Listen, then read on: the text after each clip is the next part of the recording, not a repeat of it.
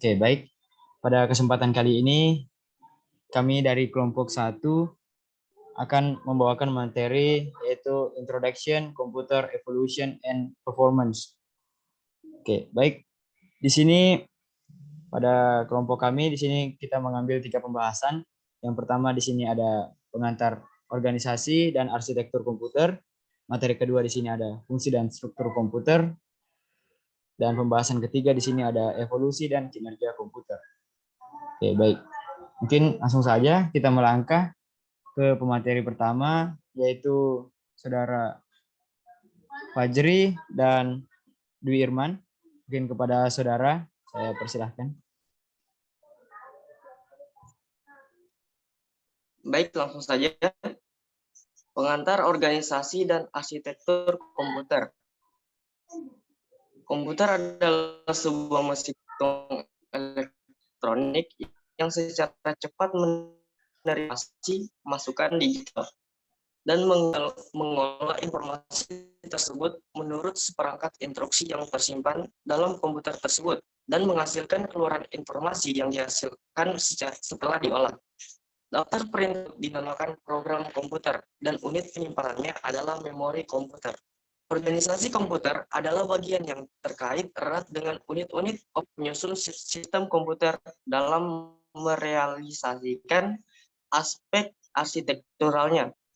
Contoh aspek organisasionalnya adalah teknologi hardware, perangkat antarmuka, teknologi memori, sistem memori, dan sinyal-sinyal kontrol.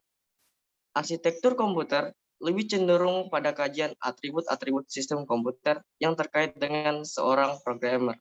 Contohnya, set instruksi, aritmatika yang digunakan, teknik pengelamatan, dan mekanisme input-output. Oke, mungkin untuk Saudara Dwi Irman bisa dilanjutkan materi. Baik. Selanjutnya, langkah-langkah pengelolaan ditentukan oleh program yang disimpan dalam memori. Akhirnya, hasil-hasil yang diperoleh dikirimkan kembali keluar melalui unit keluaran. Seluruh kegiatan ini dikoordinasi oleh unit kontrol. Organisasi komputer adalah bagian yang terkait erat dengan unit operasional dan interkoneksi antar komponen penyusun sistem komputer dalam merealisasikan aspek karakteristik strukturalnya. Contoh aspek organisasional adalah teknologi hardware, perangkat antarmuka, teknologi memori, sistem memori, dan sinyal-sinyal kontrol. Dari saya kembalikan ke moderator. Oke, baik. Terima kasih untuk Saudara Fajri dan Saudara Dwi Irman yang telah membawakan materi pertama. Oke, selanjutnya untuk materi yang kedua, di sini ada Vina Mardianti. Kepada Saudari Vina Mardianti dipersilakan.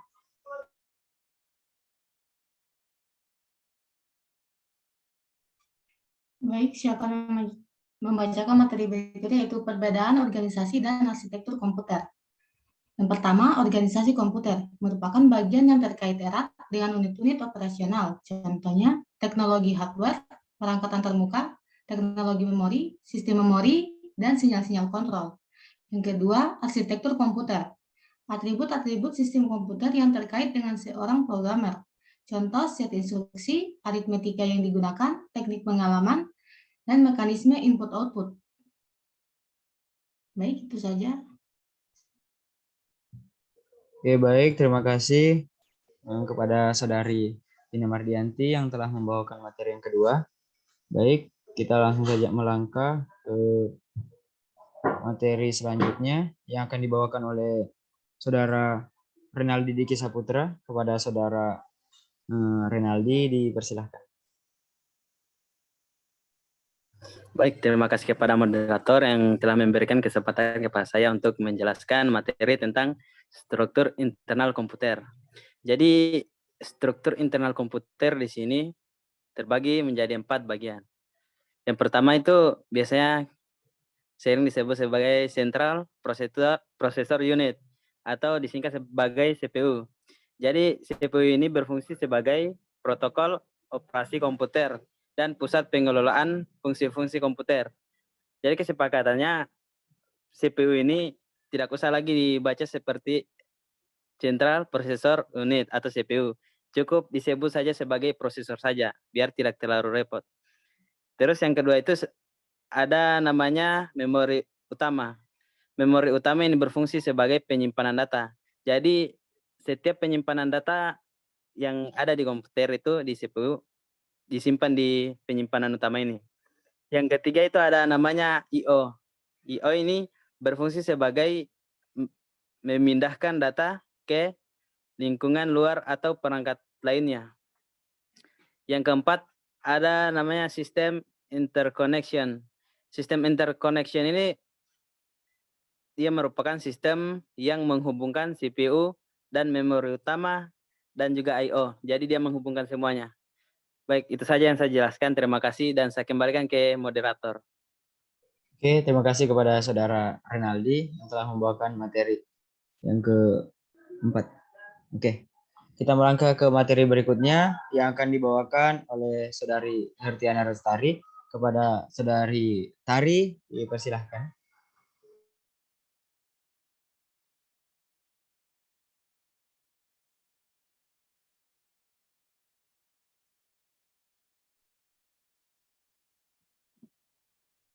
Baiklah, kita masuk dalam materi kemampuan komputer. Komputer memiliki 3 kemampuan. Yang pertama, komputer mempunyai kecepatan dan ketepatan dalam mengelola data dan menghasilkan informasi.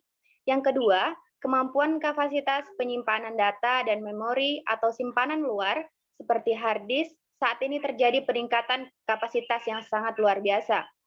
Dan yang terakhir atau yang ketiga, kemampuan-kemampuan lain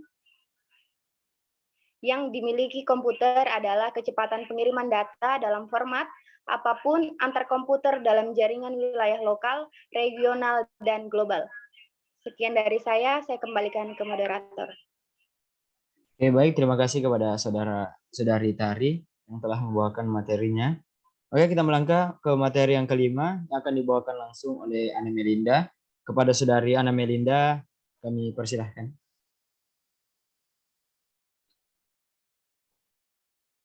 Baik, fungsi komputer di sini terbagi atas 4. Yang pertama yaitu fungsi operasi pengolahan data. Komputer sebagai alat untuk mengolah data, maksudnya yaitu untuk mengolah data yang telah kita buat dan akan diproses di CPU. Nah, jika kita ingin membuka kembali program yang kita buat, maka komputer akan mengolah dan membuka program yang telah kita buat. Fungsi yang kedua yaitu fungsi operasi penyimpanan data.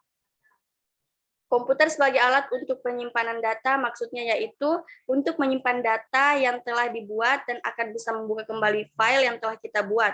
Contohnya itu ketika kita mendownload file dari internet. Fungsi yang ketiga yaitu fungsi operasi pemindahan data. Nah, komputer sebagai alat untuk pemindahan data maksudnya yaitu untuk pemindahan data yang telah dibuat dan akan bisa membuka kembali file yang telah kita buat dengan cara mengcopy paste file yang telah kita buat. Contohnya dari keyboard ke layar monitor. Dan fungsi yang terakhir yaitu fungsi operasi kontrol. Nah, komputer sebagai alat kendali data yaitu untuk mengatur data yang telah dibuat maupun yang akan dibuat. Dan kita bisa membuka file yang telah kita buat. Dan bisa mengendalikan apa yang kita perintah melalui keyboard dan lain-lain. Sekian dari saya kembalikan kepada moderator. Oke, terima kasih kepada Saudari Ana yang telah membawakan materi yang ke-5. Oke, kita melangkah ke materi yang ke-6 yang akan dibawakan langsung oleh Saudara Nurma Lestari. Kepada Saudari Nurma Lestari dipersilahkan.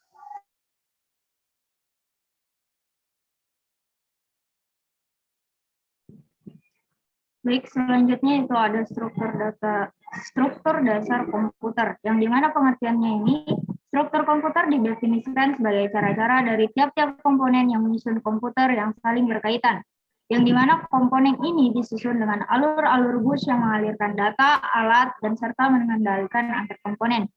Nah, suatu sistem komputer itu bisa terdiri karena 5 unit struktur dasar, yang dimana yang pertama unit masukan, atau input unit.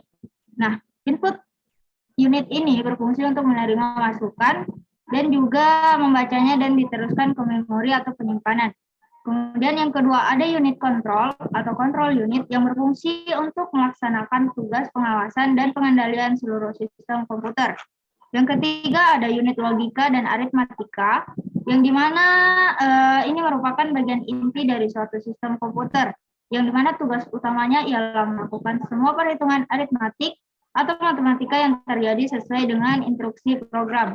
Kemudian yang keempat ada unit memori penyimpanan yang berfungsi untuk menampung data atau program yang diterima dari unit masukan sebelum diolah oleh CPU dan juga menerima data setelah diolah.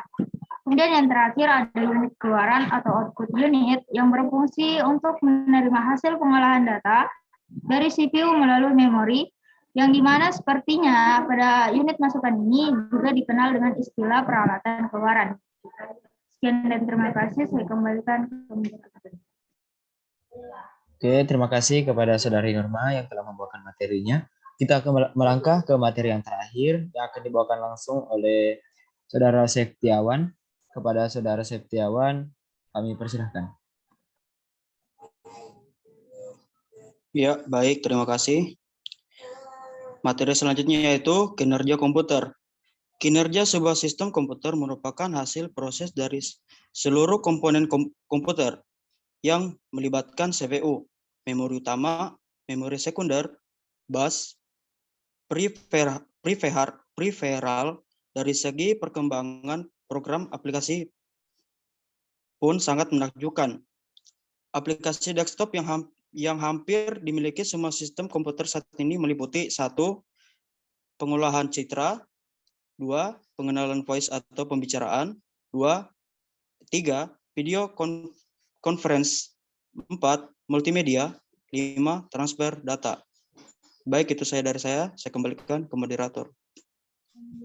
Oke, baik, terima kasih kepada Saudara Septiawan yang telah membawakan materi yang terakhir. Mungkin demikianlah presentasi dari kelompok kami. Kurang dan lebihnya mohon dimaafkan. Saya akhiri dengan ucapan wabillahi taufiq wal hidayah. Assalamualaikum warahmatullahi wabarakatuh.